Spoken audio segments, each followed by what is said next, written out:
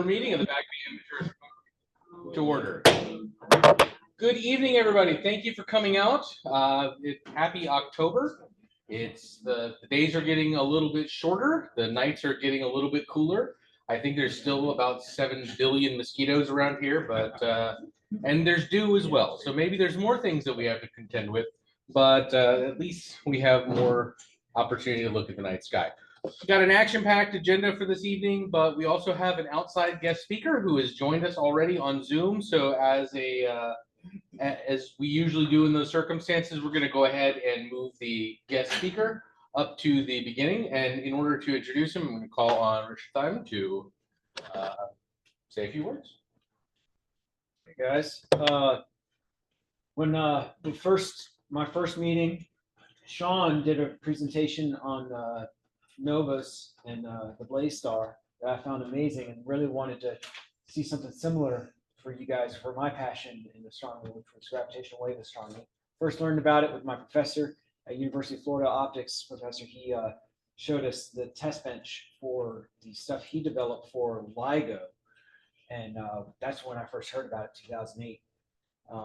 I actually sent him an email in 2016 when they finally announced the detection of the first gravitational wave.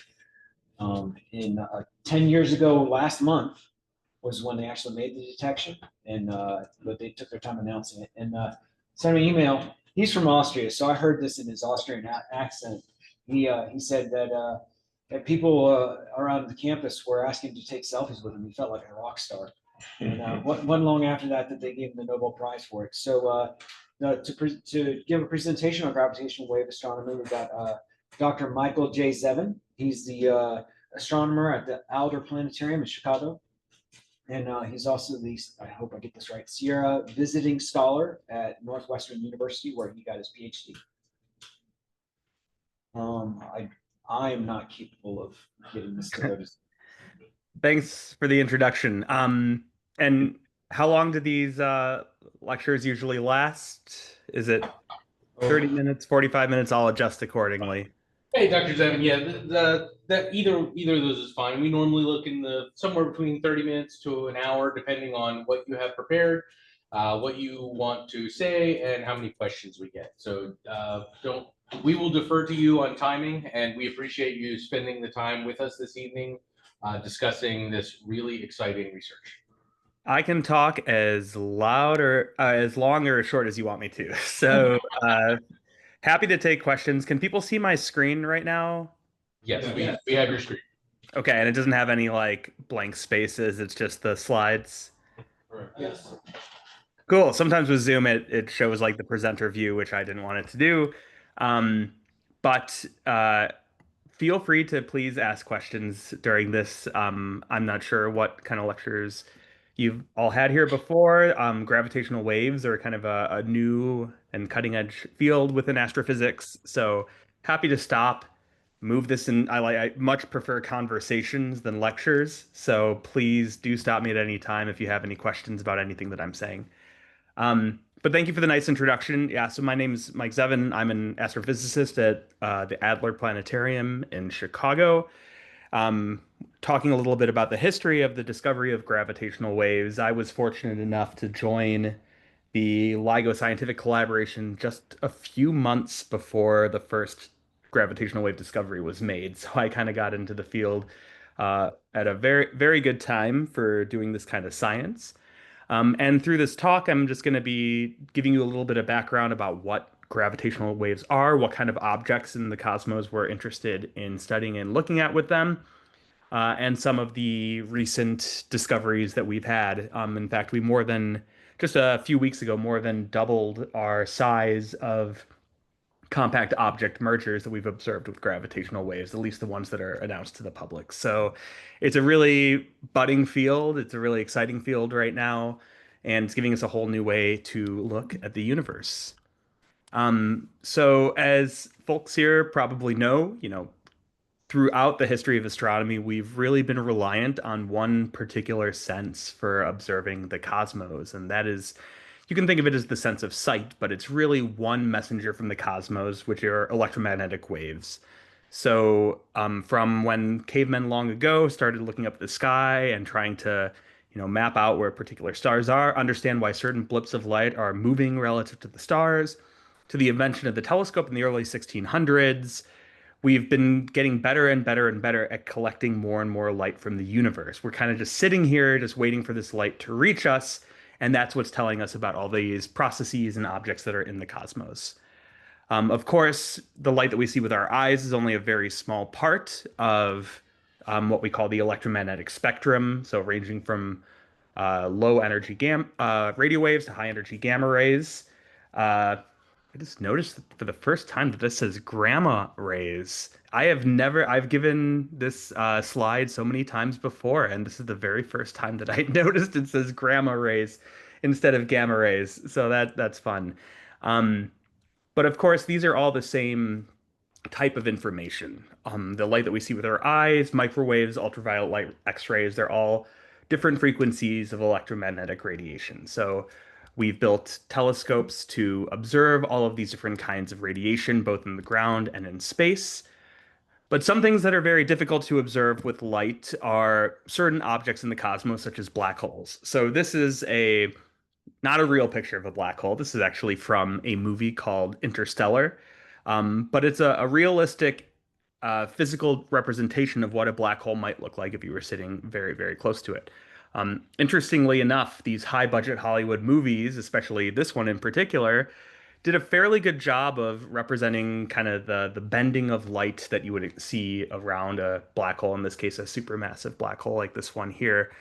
Turns out Hollywood has more monies for their supercomputers than typical astrophysics departments do. Um, and I see, is everything okay with the sound and audio? Just wanted to make sure and check. Oh, yes. Well, I put us on mute so that any random hubbub and people stumbling past the microphone to get to the cookies wouldn't be disruptive. But if as people have questions, we'll go ahead and unmute and swing the camera in their direction. Please, that'd be great. We Okay, are listening rapidly, I assure you. gotcha. Just making sure. Now, this is obviously a, an idealized situation of what we could see around a black hole with an accretion disk if it were sitting, right on our doorstep. But we have been able to infer the existence of black holes in many different ways throughout the history of astronomy. Really, the first indirect observation of black holes existing in the universe were through systems called X-ray binaries. These are systems where you have a star that is getting material stolen from it from a hidden compact object that's next to it. So we can essentially tell that the star is orbiting something because of how it moves towards and away from us. And we see that this system is emitting very strongly in X-rays, hence the name X-ray binaries. So observations of these in our Milky Way galaxy and in nearby galaxies have been able to tell us of these stars that are orbiting around this hidden object. And based on how fast it's orbiting, we can tell how heavy that object is, which effectively tells us that it's orbiting a black hole that's sucking up its material and heating it up in X-ray radiation. We're also able to see evidence of a different flavor of black holes, things called supermassive black holes that reside in the centers of most, if not all, large galaxies, through objects that we call quasars, which was an acronym for quasi-stellar radio sources, essentially point sources on the sky that were emitting very heavily in radio frequencies. These we can see out to very high distances in the universe because these are black holes that are essentially beaming this radiation out of their poles, and something that is incredibly bright and something that we can see to very vast distances. So another indication that there's this massive dense object that's not only sucking up this material but shooting out material as it does as well. And one of the more recent observations indirectly of black holes' existence was observations of the black hole in the galactic center. So we call this black hole Sagittarius A star in the center of our Milky Way galaxy. And for decades, we've been tracking the orbits of bright, massive stars near the center of the Milky Way galaxy, which is a very hard observation to make. But if you time lapse the kind of motion of these stars, you can see that they're all kind of orbiting around some common origin. So you can see the time moving forward in the upper right, and this is one of the best pieces of indirect evidence of a black hole lurking at the center of our Milky Way galaxy, and in fact was awarded the Nobel Prize in Physics a few years ago. In fact, by the orbits of these particular stars, we're able to constrain how massive that object that they're orbiting is, that invisible object, and it turns out to be about 4 million times the mass of our sun. In recent years, in the past 5 or so years, we've actually been able to take also direct images of black holes, both in the center of our Milky Way galaxy and in the nearby elliptical galaxy M87. This is probably a picture that many of you have seen before because it was on the news quite a bit back in 2019. This particular black hole in the galaxy M87 was one that was targeted because of how massive this black hole was believed to be, about 6 billion solar masses. So even though it's 50 million light years away, these arrays of radio telescopes were able to have the resolution to image essentially the accretion disk and the shadow of the black hole. We were similarly able to do this for the black hole in the center of our Milky Way galaxy, albeit at a lower resolution, mostly because since it's a lighter black hole, about 4 million solar masses, these images and the bright spots in the disk vary quite a bit more rapidly. So this intro was kind of just like what was the state of the field in understanding black holes observationally prior to gravitational waves. And to understand what gravitational waves actually are, it's important to go back and put some context into our understanding of how gravity works in the universe. So this is just an animation showing kind of the idea of what we call Newtonian gravity, but kind of the traditional way that we understand gravity working if we were taught it in grammar school or high school. So gravity is this invisible and instantaneous force at a distance that pulls objects that have mass together. But space and, in fact, time, like the stage that these objects are doing their dance on, is a fixed quantity. It doesn't respond to or change its geometry in the presence of matter or energy. And this ended up causing some issues come turn of the 20th century in the late 1800s and early 1900s because there were certain aspects of this theory that didn't quite work well with current observations and current physical considerations. I will note, though, that Newtonian gravity is really an unbelievable theory and a huge leap forward for human intelligence because it was, as far as I know, the first physical theory, the first physical law that connected terrestrial events, things like apples falling from trees or us sticking to our planet Earth and not flying away, to things that are happening in the cosmos as well. So that kind of was a huge leap in our understanding of these fundamental theories of our universe. Now, a couple of the problems that happened with Newtonian gravity, one had to do with very precise observations of solar system objects, in particular the planet Mercury. So all planets orbit the sun in ellipses, so not perfect circles, but ellipses. This is one of Kepler's famous laws of planetary motion. And Mercury is the most stretched out of all the planets. It has the highest eccentricity of all the planets if you are, not counting Pluto in the planetary game anymore. And by looking at the orbit of Mercury year after year after year, astronomers were able to tell that the orbit of Mercury was precessing, which means the closest point in this eccentric orbit was rotating around in a circle. And you could count up the effect that all the other objects in the solar system, like Jupiter in particular, since it's the most massive planet, sorry about that, had on the orbit of Mercury. And it only accumulated up to 1.3 degrees per century, but observations were telling us that it was precessing at more like 2 degrees per century. Another problem with Newtonian gravity is it was described as this instantaneous force at a distance. Um, in the kind of development of the theory of electromagnetism in the late 1800s, this turned out to be something that doesn't quite work with this universal speed limit, which is the speed of light. And one kind of thought experiment that I think is fun to think about is what would happen to our planet Earth if the sun were to suddenly disappear? Now, of course, it would get dark, it would get cold, but how long does it take Earth to actually know that the sun has disappeared? Now, this seems kind of like an irrelevant question because this would never happen. But the fact of the matter is that if you have this universal speed limit at which information can travel, gravity is one of the things that falls under that realm of information. And it would take about 8 minutes, which is the time it takes light to travel from the sun to the Earth, for Earth to know that the sun has actually disappeared. Not just getting darker, not just getting colder, but also losing the information about its orbit. So Earth would actually continue orbiting this nothingness for 8 whole minutes and then shoot off on a tangent if the sun were to instantaneously disappear.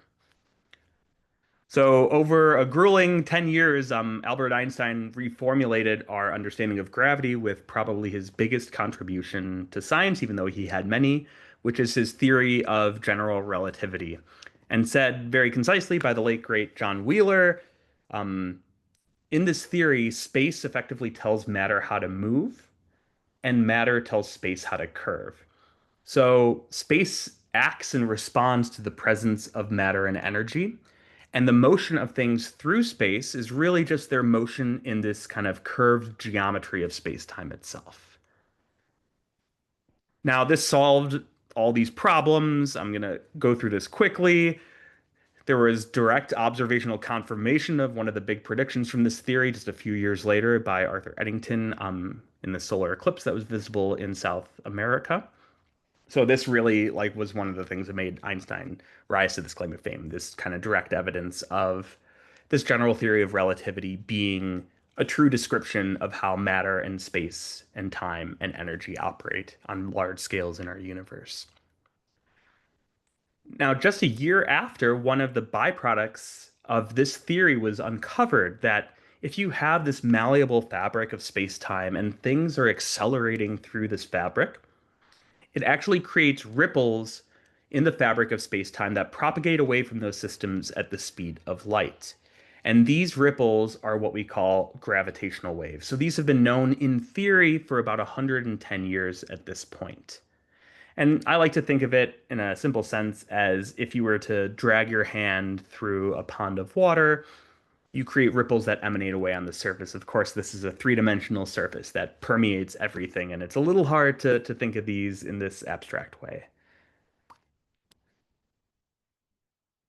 Now, what do these gravitational waves do? They're completely invisible, so you wouldn't be able to see them with a typical telescope that's made to collect light. But as they pass through space, they cause space itself to expand and contract. That's the effect that these waves have. And anything sitting inside of space, like you or me or the planet Earth, also expand and contract with the fabric of space that they're sitting on. So if we imagine that we had some system that was emitting gravitational waves like this, these two black holes going around each other, and these gravitational waves pass through our planet Earth, Earth would actually go through this series of expansions and contractions as well, just like what you're seeing vastly exaggerated in this particular image up here. Um, These are a couple other demonstrations of the effect of a passing gravitational wave. If we were pointing gravitational waves into the screen that you're looking at, or if we were to look at a series of test particles that are just situated in space throughout multiple distances. So I wanted to ask if anyone had any kind of questions about the background science behind gravitational waves before moving on. I don't know if this is something that you've talked about in this group before or not, but that was just kind of the introduction. Yeah, we do have a couple questions here in the room. Yeah, please. Doc, I wonder, what's the frequency of this? Is this a very low frequency or a very high frequency?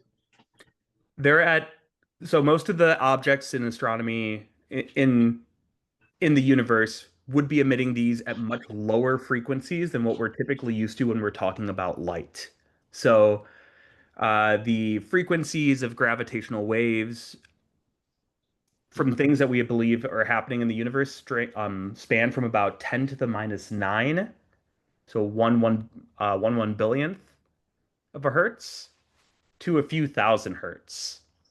So if you know about electromagnetic waves, most electromagnetic waves are at much higher frequencies than that. So extremely long wavelength, low frequency sources. Amateur VLF couldn't pick this up at all, could it? I'm sorry? Electromagnetic. VLF, it's not electromagnetic. No, these are a completely different kind of source of information, okay. which is what makes them so interesting, because throughout the entire history of astronomy, we've really been reliant almost entirely on electromagnetic radiation. And this is a completely different sense for understanding objects in the cosmos. The ones they've detected so far were they literally converted to something that you can hear. Standard sirens is the head Audibly instead of, yeah. Okay. Cool. Yeah,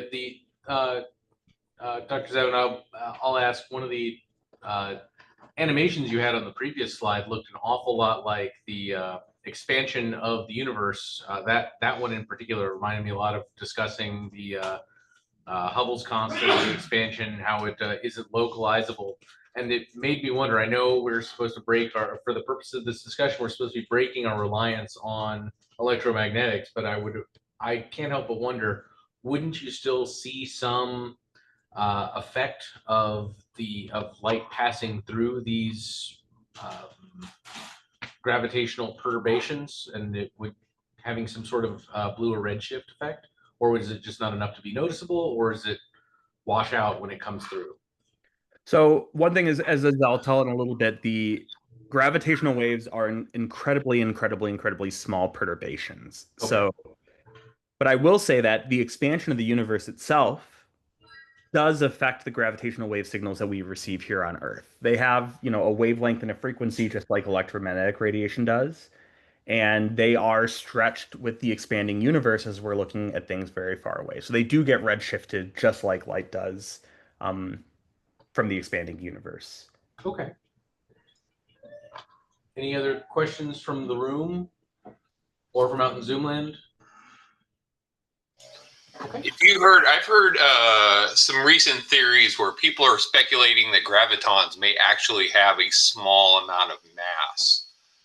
And that would to me, it solves a lot of problems with kind of expansion and the rate and the different readings that we get for Hubble's constant. Do you have any, looking at the waves as far as graviton detection as well, do you have any thoughts on that? So for those that aren't familiar, gravitons are about the size force carrier for the force of gravity. We can actually make some of the best constraints on the graviton mass with gravitational wave observations. And the basic reason for that is if we are able to see a particular event in the cosmos that's emitting both gravitational waves and light, we can constrain the mass of the graviton based on how different these gravitational waves travel relative to the speed of light.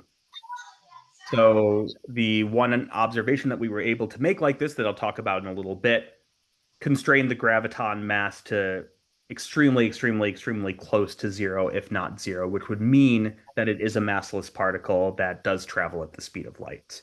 Right. I've always been taught is massless, but I've heard some rumblings that it may have some mass, which fundamentally changes a lot of things out there, even if it's infinitesimal. So I was just curious. And you can make huge, really good constraints with these types of observations. You can never say that it's not massless, but you can say that it is extremely close to massless, because if it were massive, then it would travel at a different velocity than the speed of light. Right. Mhm. Well, when you say Now, so, I mean, comparative to like a neutrino, are we on the same ballpark? Or Oh are yeah, we I'm trying to running remember. smaller? I'm trying to remember the exact numbers, but we're thinking way, way, way, way, way, way less than, the That's mass what I of was thinking. electron.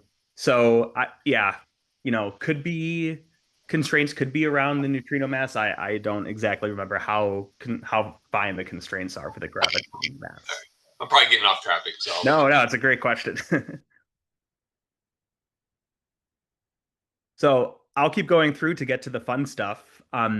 So to observe these gravitational waves, like I said, these were known about in theory for over 100 years. But um, even Einstein himself thought that these were something that we would never be able to use for astronomy, never be able to use for understanding the universe. In the 1960s, people came up with the idea of using laser interferometry as a possible means of detecting these gravitational waves. I'll explain why these complicated techniques and why Einstein thought that we would never detect them. I'll explain that in just about a second, but let me tell you about these devices first. There are two in the US. There's the LIGO detectors in Louisiana and Washington State, as well as sister detectors that aren't quite as strong or sensitive in Italy and one in Japan as well. And they all work together to make observations of these gravitational waves passing through our planet Earth. These detectors are giant L-shaped devices. Each of these arms of this L-shaped device are about 2.5 miles long for the two LIGO detectors, and they're shooting an incredibly high-powered laser down these arms through a vacuum chamber. Now, what this laser is doing is it's using the wave-like properties of light to act as an incredibly, incredibly precise ruler to measure very, very minuscule changes in distances between these two arms. Now, as you might have remembered from before, as a gravitational wave passes through our planet, it causes physical distances to stretch and squeeze because the fabric of space is also stretching and squeezing. And these particular rulers are made to measure exactly that, to measure one of these arms getting a little bit smaller while another one gets a little bit bigger. This is a little bit of a simplified idea of how these work in practice. So you have this laser split down these two arms through a beam splitter. The laser light will bounce off mirrors, the end stations of the arms. In reality, these are actually Fabry-Perot cavities, so the laser light is bouncing around hundreds of times in these tunnels. And if it comes back, when it comes back and recombines, if these arms are exactly the same length, you'll have destructive interference between the light beams in the detector. And if one is a little bit longer than the other, then you'll start to have interference patterns that show up when the light recombines. So, like I said, it's really acting like an incredibly precise ruler. Now, the types of objects that we're suited for looking at are what we call compact objects. So these are things like neutron stars and black holes, incredibly, incredibly dense objects in the cosmos. And I'll skip over this very quickly, but part of the reason why we need compact objects, this is an expression for the power emitted from gravitational waves. And for those mathematical aficionados here, you might notice a couple things that are interesting from this. One is that this scales as the mass of the objects divided by their separation to the fifth power, which means that we need things that are very, very heavy that can get very, very, very close together. So two galaxies colliding are very heavy. It's a very heavy collision, but the center, they're not dense enough to be able to create powerful enough gravitational waves for us to detect. The other thing that's absolutely crazy that comes out of this is this combination of physical constants, gravitational constant to the fourth power and speed of light to the fifth power, which if you put in numbers in standard kilometers, yeah, so kilograms meter second is a value of about 10 to the minus 83, which is incredibly, incredibly, incredibly, incredibly small, which is just telling us that space-time itself is really, really, really, really stiff, and you need incredibly energetic things to be able to wiggle space-time enough for us to ever conceivably be able to detect. To give you an idea, Earth going around the sun, it's emitting gravitational waves at a power of about 10 to the 2 watts, so enough to power a light bulb if we were able to capture this. But if you have two merging black holes in the universe, it's emitting gravitational waves at something like 10 to the 52 watts, so 50 orders of magnitude more than this Earth-Sun system. I'm going to skip through this, but what does this actually mean? So how sensitive do we need to be? For a typical merger of black holes out there in the universe, we need to be sensitive to changes in distance between these two arms of something on the order of 10 to the negative 18 meters. So we have these 2.5 mile long arms, and we need to know when one of them changes by a length of 10 to the minus 18 meters. That's a stupidly small number, and to put that into context just a little bit, we'll work our way down from stuff that we know. So all of us as humans are about a meter tall, give or take, working in orders of magnitude here. But if you divide that 1 meter by about 10,000, you get down to about the width of a human hair. The wavelength of visible light is about 1,000 times smaller than that, about 10 to the 6 meters. The diameter of hydrogen atoms is about 10,000 times smaller than that, so an angstrom length, which is about 10 to the minus 10 meters. But atoms are mostly empty space. The nucleus of the atom is much, much smaller, about 100,000 times smaller than the size of the atom itself, 10 to the negative 15 meters. And the distances that we need to be able to access are about 1,000 times smaller than that. So 1,000 times smaller than about the width of a proton is what we need to be sensitive to actually see these things in the universe. I'll skip through this slide. I think there's some interesting things, but just kind of like the history of gravitational waves. I'd be happy to share the PDFs of these slides later. We had great indirect evidence of gravitational wave emission. But through the first decade of the 2000s, these gravitational wave detectors were actually up and running and trying to observe these signals from the cosmos. But in the first decade, from 2000 to 2010, they didn't see anything. Now, that was unfortunate, but it wasn't unexpected based on how often we believed these mergers of black holes and neutron stars were actually occurring in the universe. Between 2010 and 2014, a series of upgrades were made to these detectors. These were planned from the beginning of this mission to make them more sensitive to the gravitational wave universe. So essentially letting them see these things farther and farther out.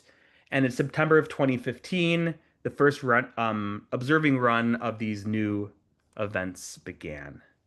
And yeah, I just saw the question. Yes, very similar to, well, the old Michelson interferometers, but these are much more kind of sophisticated versions of these interferometers. So the detectors actually turned on for their new run on September 11th, 2015. And pretty amazingly, 3 days later, we saw a blaringly loud signal. This was something that when I was kind of new into this field at the time, almost everyone thought was a fake test for us to kind of test our infrastructure for because it was just so loud and so clear. To give you an idea, I mean, people have built these sophisticated data analysis pipelines to search through the gravitational wave data to find these things that are hidden deep below the noise. And this is, people have spent their careers doing this kind of stuff. And then the first thing that we saw was so loud that you could just see it with the naked eye in the data, which is pretty unbelievable. What you're looking at here is what we call the strain. This is just an infographic, but the basic idea is that the two colors here are the two different detectors, the one in Louisiana and the one in Washington. And the wiggles up and down are essentially encoding how much these two things are stretching and squeezing as these gravitational waves pass by. So one thing that we like to do with gravitational waves is rather than just looking at sorry, did someone have a question? I had a quick question about that. Yeah. So you have detectors in two spots, and you're kind of looking for similar. Do you do them in two spots? Because I imagine with the sensitivity you're talking about, vibrations like trucks going by or something rattling the earth could affect one. So if you see it in both, that's how you can say is that how you're ruling out any kind of like on-site vibrations? Exactly. Yeah. Okay. So these gravitational waves pass right through our planet and don't really care at all. They don't couple to matter. So we would expect to see them in both detectors within 10 milliseconds of each other, which is the maximum light travel time between those two detectors. Okay. So but you're totally right. And it's wild what these things pick up, whether it be a truck driving on a road 10 miles away, strong winds, lightning strikes hundreds of miles away can be picked up in these detectors, earthquakes on the other side of the planet, nuclear testing on the other side of the planet. These things are all creating noise within the detectors, but our hope is that essentially that the noise won't be coincident between the two detectors or coherent, not have the same frequency content, but these gravitational waves do. So now that we're further into this field, we're able to actually make confident observations, even when only a single detector sees it, because these detectors sometimes go down for a little bit because of technical issues. But for these first observations, it was crucial to have both detectors to be able to do exactly what you said and rule out these other kinds of terrestrial noises. Yeah, great question. Two detectors, I'll get into that in a little bit, but having multiple detectors, these detectors kind of act like an omnidirectional microphone. So having more than one actually can help you triangulate where these things are coming from in the sky too. And that'll be important in a little bit. So with these particular types of gravitational waves that we're able to observe from the surface of the Earth, these are what we would consider high frequency gravitational waves. I know you might not think that 50 hertz is very high frequency when it comes to light, but for gravitational waves, those are quite high frequency. And um, just by some stroke of stroke of luck, the gravitational waves that we can detect from Earth that are coming from these merging compact objects have frequencies that are very similar to the audible frequency range of humans, which is from around, a few tens to a couple thousands of hertz.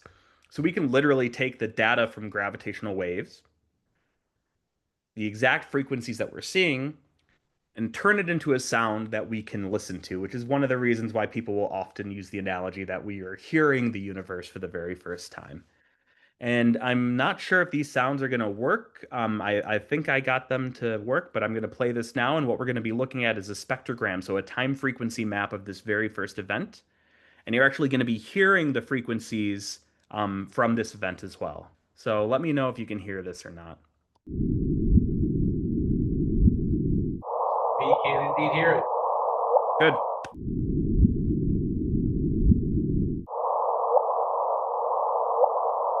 So first of all, you might notice this is an incredibly quick event. It happened over about a fifth of a second, which is wild to think about because I'm going to tell you what this event actually was. The first thing that you hear that's kind of like the thumping is just the actual frequencies transformed into audio. And it's pretty low frequencies, so it's hard for our ears to pick up significant difference in the frequencies. The second one that sounds more like a whoop, that's us just taking the frequencies and just shifting everything up by 400 hertz. So making it a little easier for us to hear the frequency evolution of this event. So let's listen to it one more time. Oops. This is the one that's just in frequency.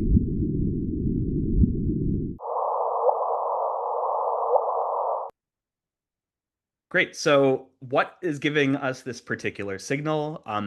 Thankfully, Einstein's relativity does a great job of describing what these waveforms, what these wiggles will look like for merging compact objects in the universe. And we have sophisticated techniques that essentially give us an idea of how heavy these things are, how far away they are, how fast these black holes are even spinning. So through a procedure called parameter estimation, we're able to take this data and get kind of like an estimate of our best guesses of what these particular objects are. And we can do a pretty darn good job with this.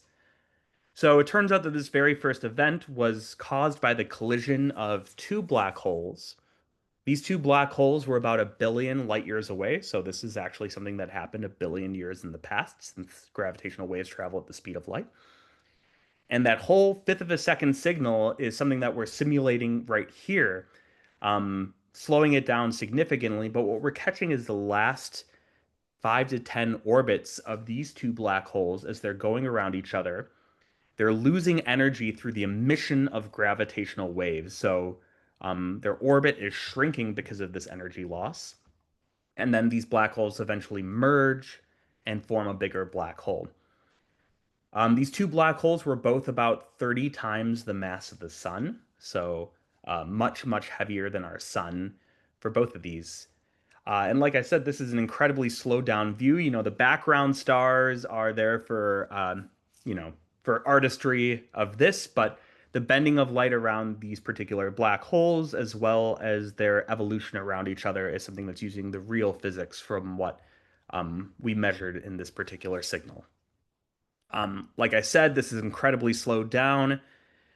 This is more like what this would look like. In fact, this is still about 5 times too slow, which is wild because these are both things that are 30 times heavier than the sun that are moving at these speeds that are very close to the speed of light, significant fractions of the speed of light right before they merge.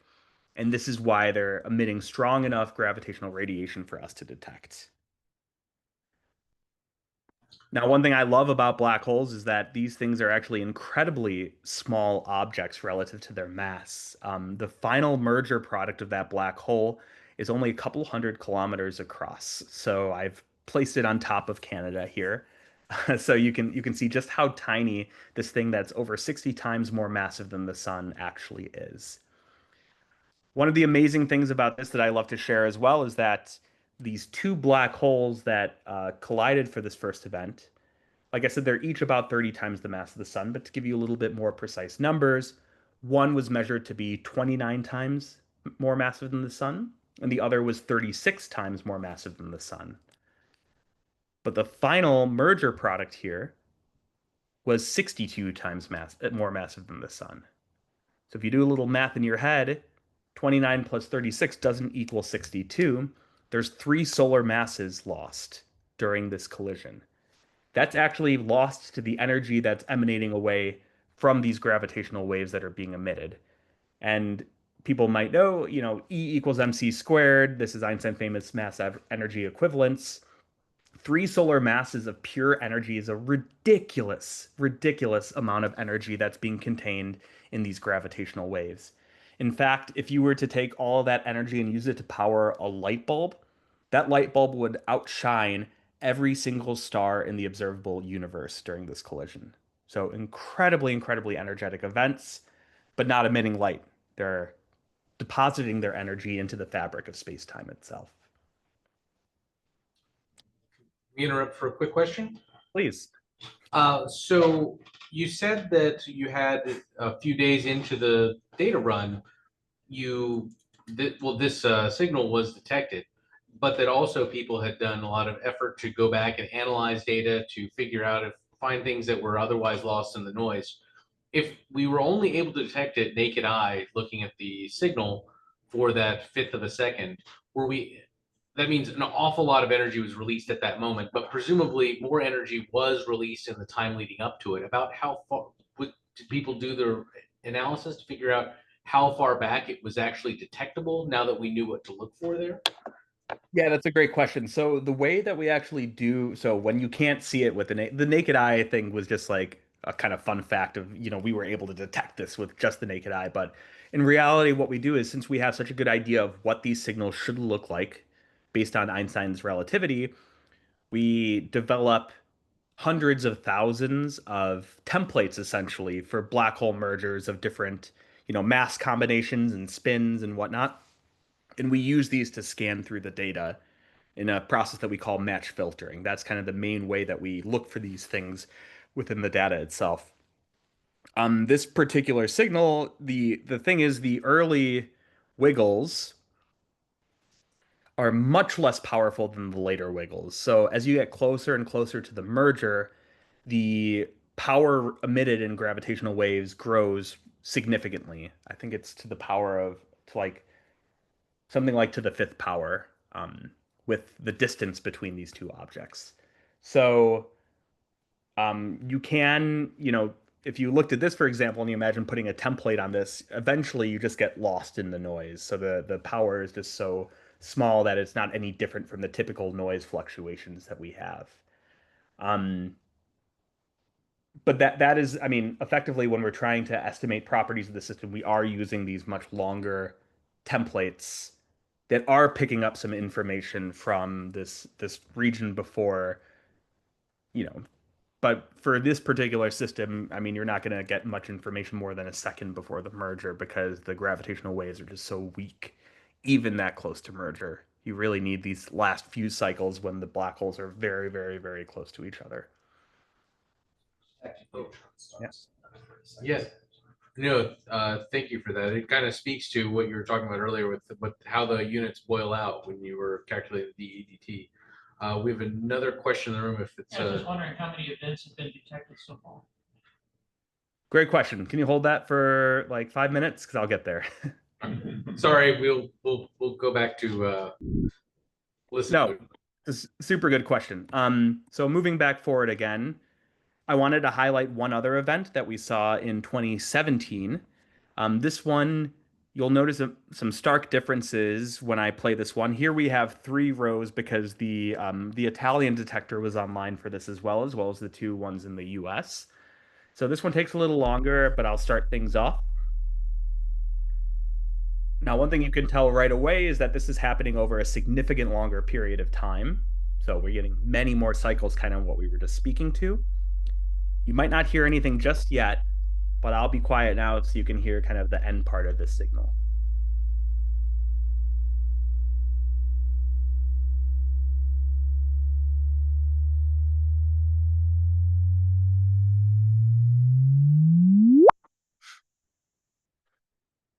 So this was happening over a much longer period of time. It reached much higher frequencies. I didn't do any artificial shifting of the frequencies for this particular one. This is the true audio analog of what these gravitational wave frequencies were. And the reason that this just seems quite a bit different than the one that we heard before is because this wasn't the merger of 2 black holes. It was actually the merger of 2 neutron stars. This is kind of the other prime type of object that we thought we might be able to detect with these gravitational waves. Neutron stars are the remnant cores of massive stars. They're about the size of a city, so 10 miles or so across, so incredibly small astronomically speaking, but way more than the entire sun. So it's the densest, most extreme form of matter that we know about in the universe. I show a comparison of a neutron star size over the city of Chicago because that's where I'm from. But to just give you some idea of just how incredibly dense these particular objects are, if you were to take a spoonful of neutron star dirt and weigh it on a scale here on Earth, that one spoonful of dirt would weigh more than an entire mountain. These are matter packed at the most dense possible densities you can ever imagine. But the great thing about neutron stars, unlike black holes, when 2 neutron stars collide, it's not a completely invisible collision. The tidal forces between these 2 neutron stars actually rip each other apart and spew out this extremely dense matter into the universe. And this was long predicted to cause a couple of very bright explosions in space. First, it was expected to cause something called a kilonova, which is essentially a radioactive cosmic explosion, and as well as a gamma ray burst, so a burst of high energy gamma ray radiation. So when this event was detected, telescopes all over the world searched the region of the sky that we were able to triangulate it to. So back to the triangulation thing, with 1 detector, we'd be completely useless. With 2, we can constrain it to kind of like a banana shape in the sky. And with 3, we can pin it down even more so. This is still a humongous area of the sky to be looking at with research grade telescopes. So telescopes all over the world and in space were scouring this region of the sky. I should note that there was also a gamma ray detection about 1.7 seconds later. So this was clear that this was coming from that these things were coincident, they were happening because of the same astronomical event. And actually, Richard, to your question on the graviton, these 2 observations here are one of the most stringent constraints that we have on the graviton mass because we see light coming from this event about 1.7 seconds after the gravity comes from this event. And this thing traveled about what was the distance? About 200 million light years. So the fact that these came to us so close together in time is an indication that these things are traveling at nearly the exact same speed. And there are astrophysical processes that can cause the light to come a little bit after the gravity. So is that how you're constraining it? Because if it's graviton has mass, it can't travel at speed of light. It has to be slower. Exactly. Yep. Okay, so you can figure out that delta. Okay. Yep. Exactly. And that's why we have such good constraints on the graviton mass from these observations. And about 10 hours later, after lots of scouring, optical telescopes were actually able to find the explosion that was associated with this, something that we call a kilonova explosion. This was long hypothesized to be something that was created when two neutron stars merged, but we were actually able to find the coincident explosion, which is shown here in the upper right relative to its host galaxy, whereas 20 days before, surveys didn't find this high luminosity explosion there. Um, this video is like way too loud, and I'm gonna skip it because well, I'll let it go, but you might want to turn the volume. NASA likes to make very we'll see.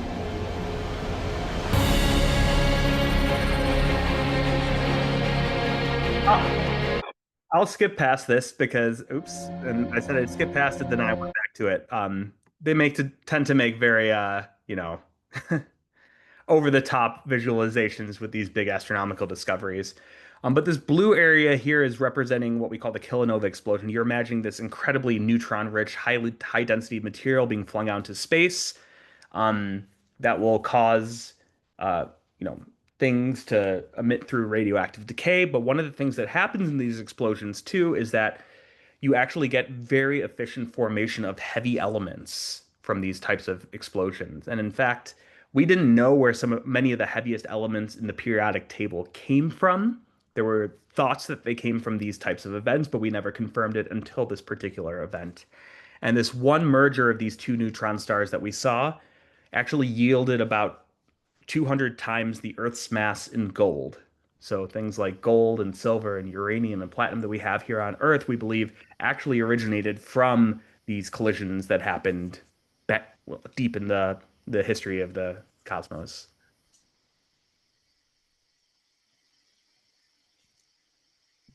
So someone was asking in the room where we are now. This is a figure that we like to show in talks, but this is a little bit more than where we were before gravitational waves were discovered as far as our knowledge of compact objects in the universe. My zoom is covering the legend, but this is showing um, the black holes and the neutron stars that we've known about via indirect observations. So essentially seeing signals of them electromagnetically through X-ray binaries or other types of things. Uh, the first gravitational wave catalog that we released in 2017 um, found maybe a dozen or so, including that double neutron star merger. What we're looking at in this plot here is just the masses of the compact objects on the vertical axis, and the horizontal axis doesn't have any meaning whatsoever. It's just for display. But for each one of these gravitational wave events, we have two black holes that are merging into a bigger one, which is at the end of the arrow here. The second catalog that we released increased this substantially. Third catalog even more so, and the most recent catalog, which was from the first third of our current observing run, was just released a few weeks ago and more than doubled what we had so far. So this is an exponentially growing field, partially because of every time we turn the detector off at the end of a run, a series of upgrades are made to make it more sensitive to the universe. We're accessing a larger volume of the universe with each one of these new runs. So this was only a third of the ones that we found in this current run. So you can expect this plot to be even more congested in about a year or so when we release the next couple catalogs. You'll notice too that the black holes that we're seeing from out there in the universe many of them are much more massive than the ones that we've inferred existence of in the Milky Way galaxy too. So this is kind of the family portrait of all the things that we've had released to the public so far. These 200 or so events, colored by the different observing runs that they were detected in. And quickly, because I know we're running short on time, I'm going to skip past my personal research interests and things like that. If people are interested, they can let me know. But just to move on to what the future is going to look like, which is right here. So this is showing the number of gravitational wave events as a function of time. The y-axis here is logarithmically scaled, which means that a fact going it's spaced evenly between 1 and 10 and 100. And these things on the far right are future detectors that are going to be initiated for observing these gravitational waves. So let's kind of move forward in time in this cumulative distribution. The black are showing the number of black holes, and then these error bars are based on projections from what we know the rates to be. One of the really cool things with gravitational waves is since we're measuring wave amplitudes rather than fluxes like we do with traditional telescopes, our as our sensitivity increases by a factor of 2, our reach also increases by a factor of 2. So another way to say that is that the strength of one of these gravitational waves decreases linearly with distance, whereas with light, since we're measuring flux, essentially, we're measuring power, it decreases as 1 over the distance squared, which is something we might know from astronomy. All that means is that as we build more sensitive detectors, we're quickly not just finding more, but we're really accessing all of the events that are happening in the entire universe. In the 2030s and early 2040s, we're literally going to be going from seeing the first black hole 30 years ago in this method to seeing every single one that's merging in the entire universe. So going from tens to hundreds, which is where we're at right now, to millions in the next 20 years. I have a question. When you're showing your chart, and it kind of ties into that, all the black hole mergers that you saw were all on your chart, kind of the solar mass level ones that were, from massive binary pair stars. Mhm. Had you detected any of supermassive black hole mergers from merging galaxies? Because obviously you'd be able to detect it from sensitivity, and it's obviously a much rarer event. We just haven't been lucky enough for that to happen at the time that we need it to happen. Yeah, great question. In fact, the reason that supermassive black holes aren't shown in this is because the gravitational wave detectors that I was talking about through this talk, these ones that are on the surface of the Earth, they aren't able to see those kinds of signals. I was wondering about that too. Is it just too much almost? Because So the frequencies that we're sensitive to are about 10 hertz in gravitational wave frequencies, 10 hertz to a couple thousand hertz. And the frequency is directly related to the orbital period of these two things going around each other. For very heavy supermassive black holes, we believe these things are merging out in the universe, but they're at frequencies much lower than 10 hertz because their orbital periods are so much larger before they collide with one another. I got you. So So okay, that makes sense. So even though the energy output is enormous, that's not the constraint. It's the actual frequency because they're not as close together when they finally come together. exactly. And they are emitting gravitational waves. Actually, that set us up perfect for It this has last to be.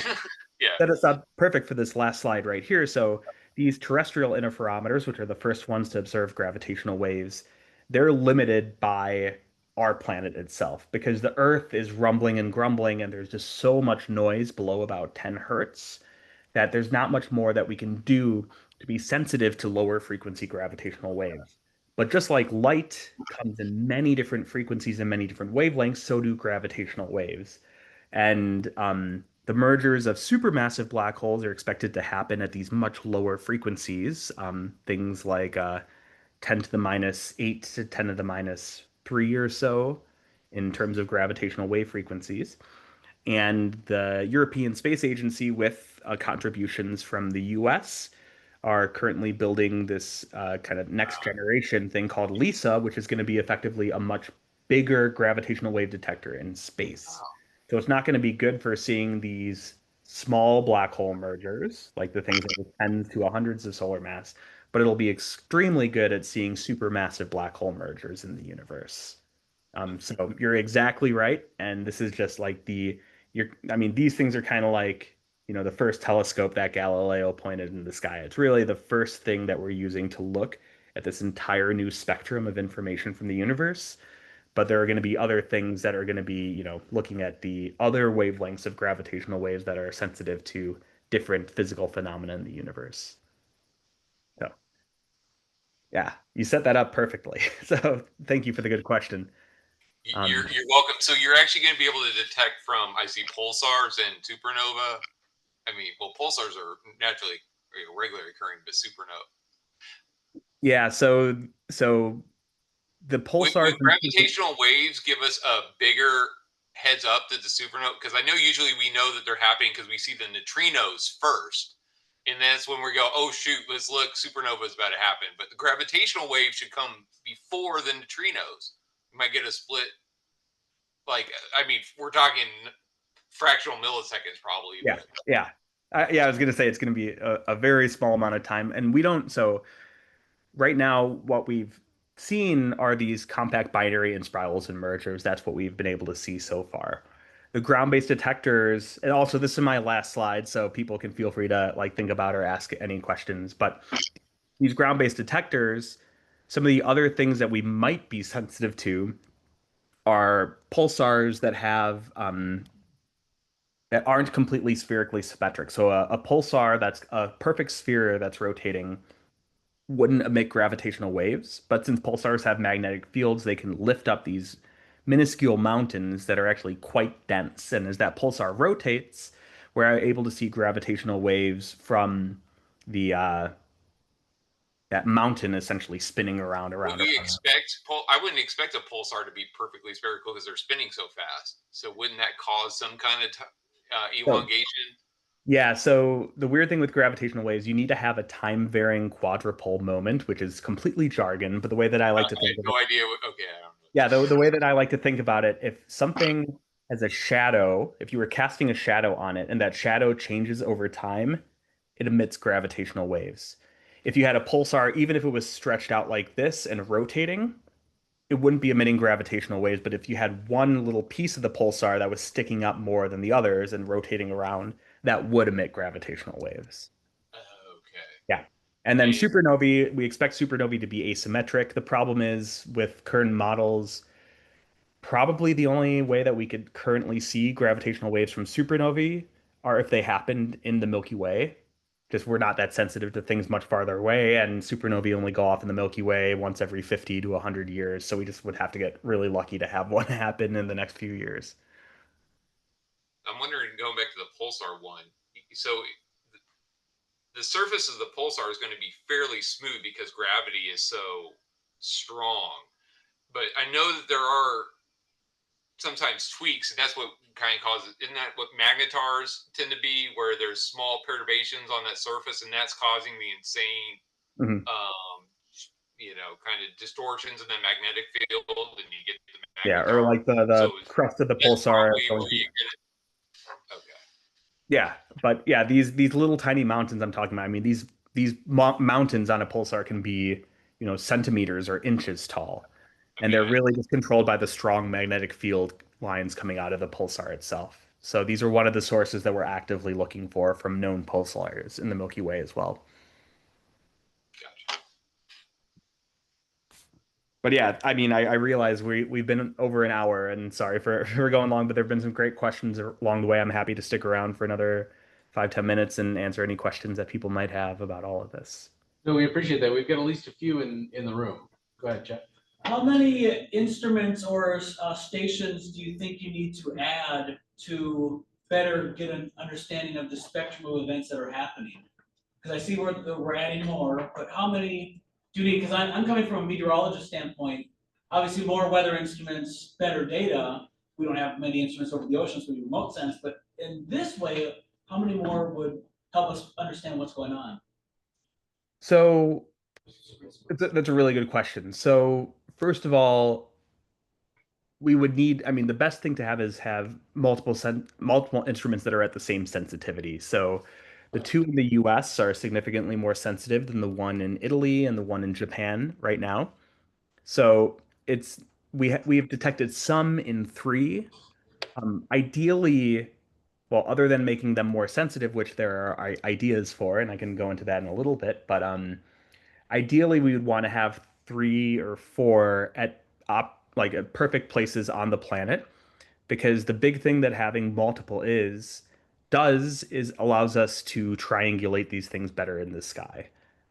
So even with 3 detectors observing an event, we're still constraining it to tens, maybe hundreds of degrees in the sky, which, there's about a little over 40,000 degrees in the sky, so that seems great. But when you tell that to an optical astronomer, they're like, "Are you freaking crazy? How am I supposed to look at 100 square degrees on the sky?" So, yeah, so having more of them, the best thing that that's doing is triangulating it better in the sky. And just a quick follow-up to that, do you think, I know we're only 10 years into observing these events, so this is I should ask this question 20, 30 years from now, but have there been anyone talking about how many of these events normally happen in a year? Is there a normal that's being talked about? As in the whole universe? Yes. Yeah, great question. The current estimates are that these things are happening about every minute in the universe, something like that, on that kind of task in the observable universe. And I was going to say, to your point, these CE and ET, these are what we are calling next generation detectors. So these are going to be the successors to LIGO in the mid 2030s or 2040s. Cosmic Explorer is the US one, and Einstein Telescope ET is the European one.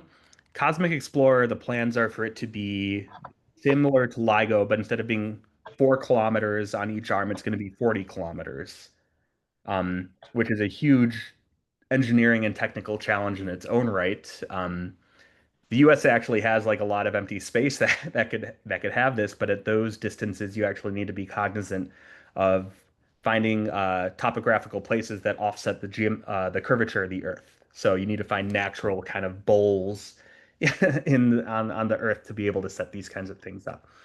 But these ones are going to be effectively detecting almost all the black hole mergers happening in the universe. So would the LISA detectors come online first before these other ones, before these Earth-based ones? And if Yes. so, obviously you'd probably put them at some type of Lagrange point. So if you did that, would you have 2 different LISA detectors at 2 different Lagrange points? Great question. Yeah, the LISA detectors are planned to happen before. These are space-based detectors, like I said. So instead of having them at Lagrange points, they're actually going to be, so it's unlike the LIGO ones, it's actually in a triangle configuration. So each one of the arms between these triangles is about 1 million miles. And this is allowing us to see the frequencies that we're interested for this. So these things like 10 to the minus 6 gravitational wave frequencies. I don't have a video of it here, but you should look up the orbit for um, the LISA interferometer. It's the one of the coolest kind of orbital configurations I've seen, where it's in an Earth trailing orbit, I believe, but it's doing this kind of weird rotation that allows it to maintain its stability over, many orbits around the sun. So yeah, I don't know the exact name of what that orbit is called, but it's a super interesting kind of location for it, as well as the orbit is really, really cool.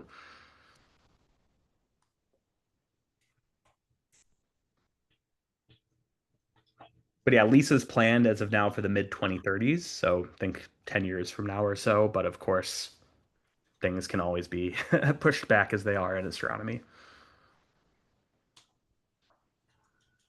Any other questions for Dr. Zeb?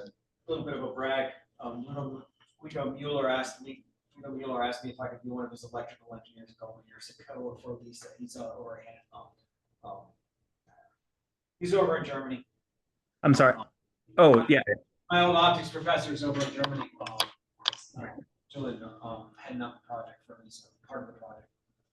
And asked me, he's like, we could use an engineer. It's like, all I worked on is cranes since you showed your test bench. Sorry. Yeah, and I'm not an instrumentalist by any means of the word. I mean, and some of the technology that they've put into these detectors, such as, I mean, now we do this thing called quantum squeezing, which is essentially taking into account taking advantage of the uncertainty principle in light to improve the sensitivity of the detectors, which is absolutely wild. I do more of the astrophysical modeling of these types of sources and things like that, which I like, but the instrumentation that goes into this and the engineering is pretty unbelievable. Do you still get some of the citizen science work that I saw on your website? Yeah, I do. I actually I developed a project called Gravity Spy, which Actually, to some of the questions that were asked earlier, this project is using volunteers from the general public to look at actual data from the LIGO detectors. But rather than looking for astrophysical signals like black holes merging, it's looking at all the noise that encounters these detectors. So everything from suspensions in the mirrors vibrating to strong gusts of wind to earthquakes on the other side of the world to electrical, things from the AC power frequency are all creating visible noise within these detectors, and understanding that is really important for improving the sensitivity. So if anyone's interested in looking at some of this data, it's at gravityspy.org. So it's one of these projects that are using people from the broad public to help do data analysis to improve the detectors.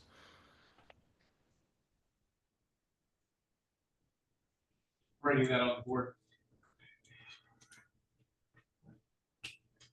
Any other questions for Dr. Zevin? Dr. Zevin, thank you so much. Thank you for joining us.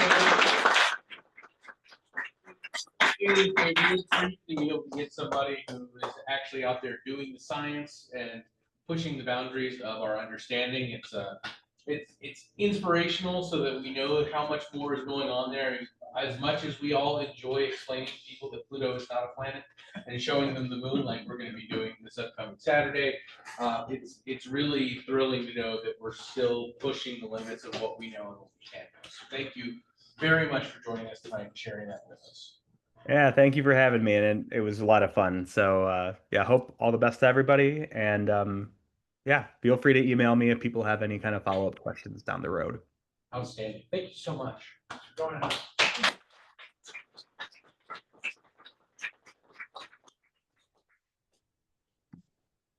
Now that is going to be tough for us to follow. I'm going to turn the light back on here. All right.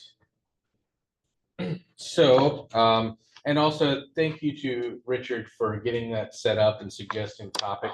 Thank you very much. And if anyone else has any recommendations for great lecture topics, possible lecturers to have join us, please don't be afraid to let me know. We can reach out to them and see what we can find out. So that's awesome. That said, it is 8:43. I don't think we've ever managed to get through a meeting in 17 minutes, but we're going to try. I do, however, ask that for the remaining reports, including my own nonsense, we keep it quick. So with that said, Jeff, I'm going to turn over to you. I'm gonna untangle myself on this. Yeah. Okay, thank you. I've got activities for, including some for next year. Let me see if I can find my screen. Here it is, right here. Out of respect for the clock, you probably want to focus on October, November. Yeah, I'll just cover October. You guys can look at November. How's that? Here we are at the club meeting. We've got Saturday, Sunday on the 4th, which everybody knows about. That's when we look at the sun on Saturday. It's why we call it that. International observation of the moon night was humming and hawing around. We finally got that nailed down, thanks to Jeremy, to the boardwalk. So if you'll come to the boardwalk, and that should be all set up, and starts at 6. So I'm not sure where the moon exactly is going to be, what phase it is. Probably going to be near full, isn't it? Yeah. And this should tell you that. I don't know. Is it almost full? Yeah, almost full. Okay. Wax and give us. All right. The next one is Science Night in Sci-Fi. I don't recall what that is. I'm going to look at it real quick. And that is science fiction, especially about the movie Contact at the Chesapeake Public Library, Greenbrier Library. I don't know if we have anybody set up for that, but I will put the word out again. I'll be the one presenting for that. So okay. Probably about a 45-minute talk inside, talking about the real science that is alluded to in science fiction books and movies. In this case, focusing on Contact. Yeah. And then we'll go out onto their front porch and do some observing for anybody who's interested in that. Move from Central Library to the Greenbrier Library because the librarian facilitated it, got transferred to a different branch. No one wanted to keep going at Central. Okay, very good. Rain and Science is coming up. That's on Saturday. I'm planning on going to that. some STEM activities, and I can't remember where it's located. ODU Planetarium. So it's going to be a big event. Need some volunteers for that. Let me run this to the next one. And let's see. Hornland, Skywatch, that's at Northwest River Park. Harvest Fest, don't know much about it. You know anything about Harvest? Yeah, so that's Harvest Fest is the banner event for Chipotle State Park. It's their That's right. big harvest festival. They've been doing it every year for 12 years now. They this time invited us if we wanted to participate and kind of a, hey, you want to help us out considering how much they do for us with Night Watch and supporting us with East Coast Star Party. We said, of course, we'd be thrilled to. So we'll bring solar telescopes, have a tent and a table set up so that we can hide from the sun except for when we're showing it off. Even if you don't have a solar telescope, please feel free to come out. You can spot those people who do, help show off the sun. It's a great, it's a blast of an event, just to attend on its own. And it should be a lot of fun to participate. As presenters at, usually they have 2,000 to 3,000 people at it. So lots of folks to show off a really active sun. And if you go, I'm planning on going myself. You scurry back to Skywatch at Northwest River Park, which is a big outreach for us. Chaos. What's going on with Chaos? That's right, Stanton River Falls Star Party.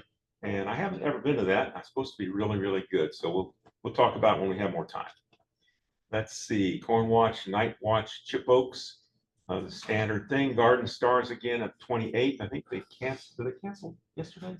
The one from last week was canceled. Oh, the one from yeah. last night was on. That's right. We had a blast. Shrine by the River. Thanks, Ken. I John. can't remember what that was. Harbor's Edge Retirement Home. Yeah. We're going to try to do that short presentation and see what we can do with that one. That's right. Rooftop Astronomy. See, all these events, we really need you guys to volunteer. I'm going to quite a few of them, but I can't go to all of them. Fridays are out for me. So I'm giving you guys my pitch. Come to these outreach events. This is at the Rooftop Bar in Ghent, so it's astronomy and beer. It's in Ghent, so last time we went, we thought, oh, we'll do it on a dark night. It was a terrible idea because there's way too much light pollution. We can't see anything other than the moon. So we scheduled it on a night when there's a moon. We could point out the moon, maybe some planets and some bright stars. Should be great. Okay, so that's all I'm going to cover for today, and we'll turn it back over to who's next, Rich? Should be Rich. Okay, I'll stop sharing. Thank you, Jeff. Any questions? Okay. All right. Treasurer's report. Muted.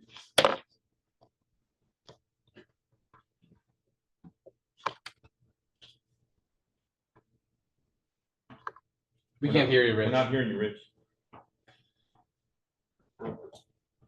Maybe I should unmute.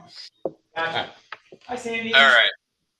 So we got almost 11 grand in across all of our accounts. That is a decrease of $380 from the previous month because we spent almost $1,700 this month and we brought in over 12,000. $1,300. So there was a lot going on. Most of it was related to East Coast Star Party, as well as some other big club purchases like the big ass sign if you were at the Star Party that Sean got, and well as the hot dog machine, which was awesome. So yeah, we brought in a lot, and then we bought stuff for the Dew Heater workshop. So there was a lot of activity. We gained 3 members in the month to come at 197.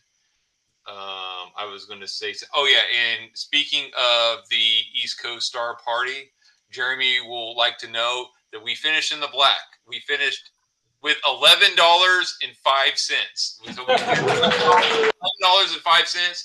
So it was perfection. That's exactly what we wanted to do. We don't want to make money on this, but we don't want to lose it either. So if Ken had shown up, we would have been able to support the hot dogs. We would have lost money. Awesome. Absolutely. No, that's great news. Thank you, Rich. Any questions on the treasurer? What was the number of people that showed up for the Friday night? Yeah, at East Coast. You ever got a number? We never got an official number, but they said approximately 60. Yeah, that's probably. Other questions? Entertain a motion to accept the treasurer's report. Seconded. Good enough. Moved.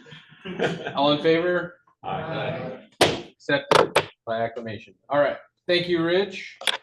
Gabe, do you have any major highlights to hit? I'm going to recommend we waive. Really, the only thing of note was the special presentation, which was on the JPL and the communication with spacecraft, which was by Dr. Lee Torgerson. It was it was a really great presentation. So kudos to Jeremy and the other club members for getting us some amazing guest speakers to talk about.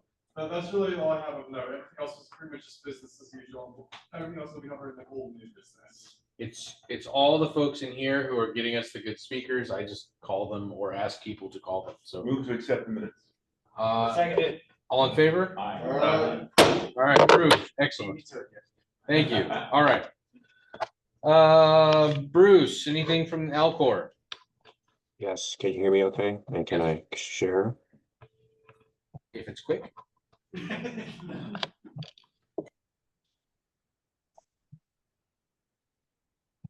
Okay, so I'm just going to hit the top 3 squares here for the Astronomical League. The International Observe the Moon Night has already been covered.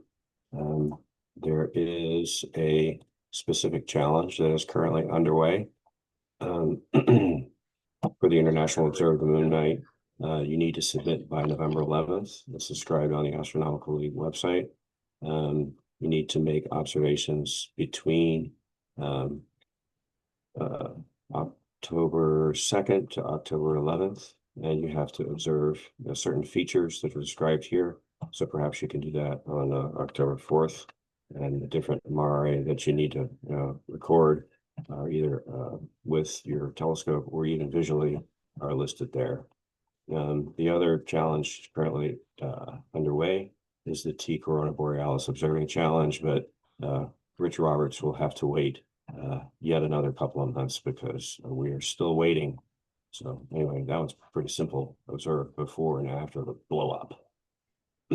Second thing they've got on the site is the RASC, Royal Astronomical Society of Canada handbook, which is a really good summary of a lot of astronomical topics.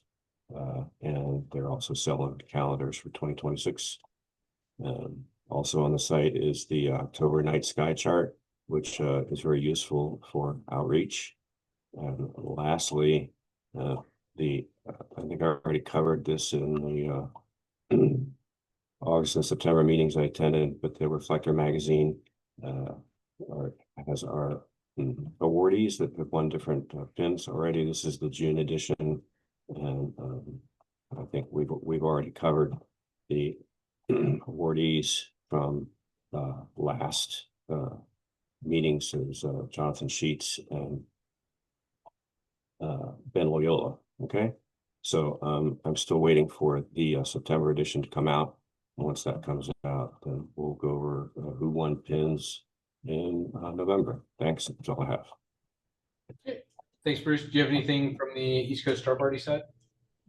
Thanks to everybody that attended. I counted the sheets. There were about 30 attendees. I had a great time. I know everybody else did.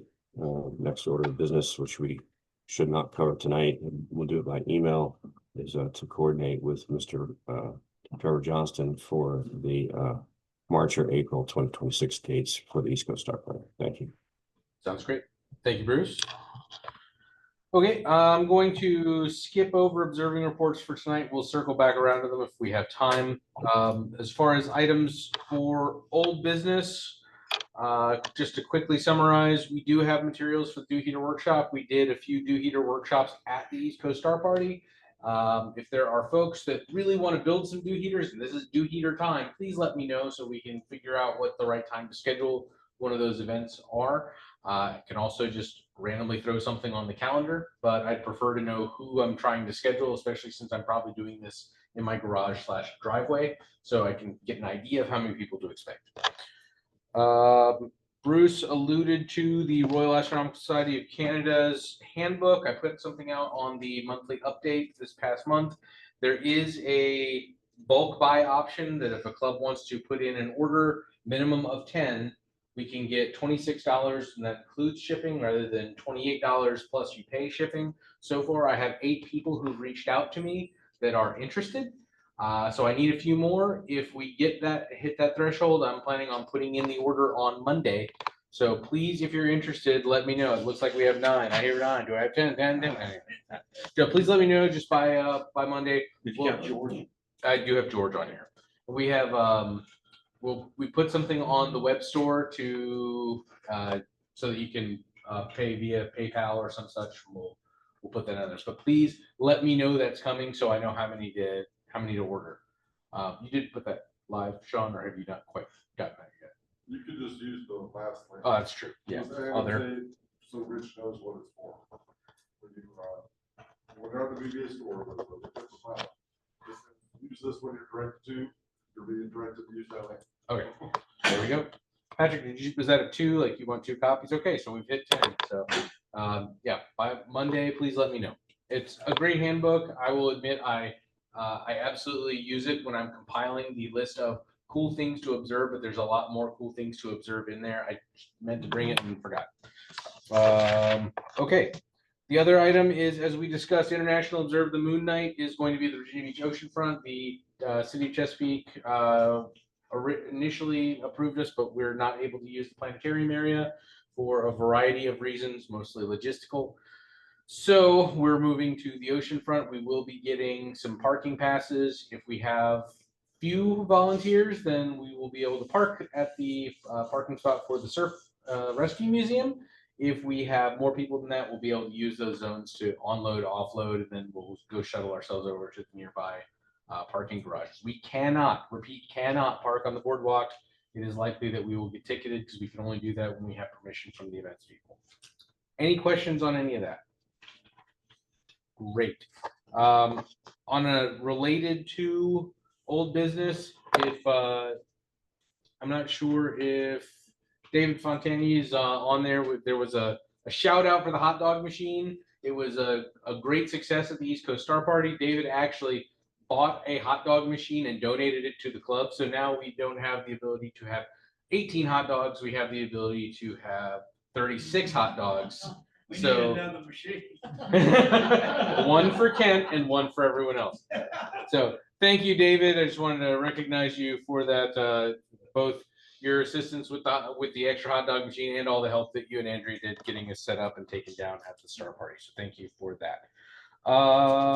I'm going to open the floor to new business. If anybody has any. Okay. You mentioned the East Coast Star Party meal plan in the agenda you gave me. So I did. I was on to start with that. Sean, did you want to discuss that? Especially since we were only $11 in the black.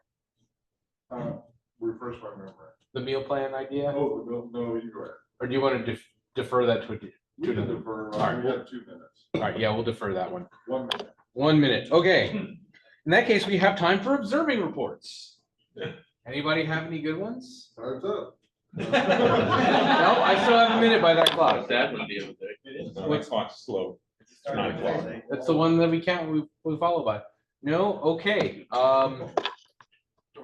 Door prize. All right. So here's awkward thing. The door prize tonight is we're drawing for an IOU. Would you like to tell us what the IOU is? Question?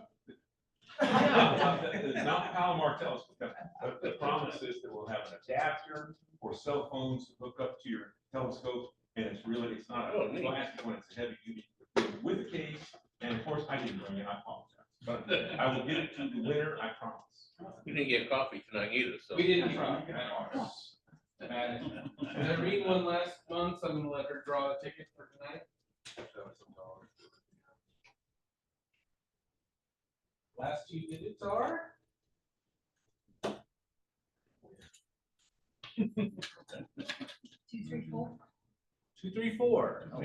Just by one. All right. Also, would like to say we've got some new faces in the room. we're trying to be better about not asking people to stand up and introduce themselves, because this is not the sort of club that people are known for their social graces. A few individuals accepted, but welcome. We're glad to have you. Feel free to stop and chat with us. I'd like to think we're a pretty good group, and there's a lot of events that we just went over very quickly for things that we can do that are a lot of fun. If you have questions about those, wondering whether those are things that you can or should get involved in, the answer is yes, because they're a blast. Even if you're just starting your astronomical journey, you know more about astronomy than most members of the public do, and you could be a huge boon, and it's just a lot of fun. That's why it's worth doing.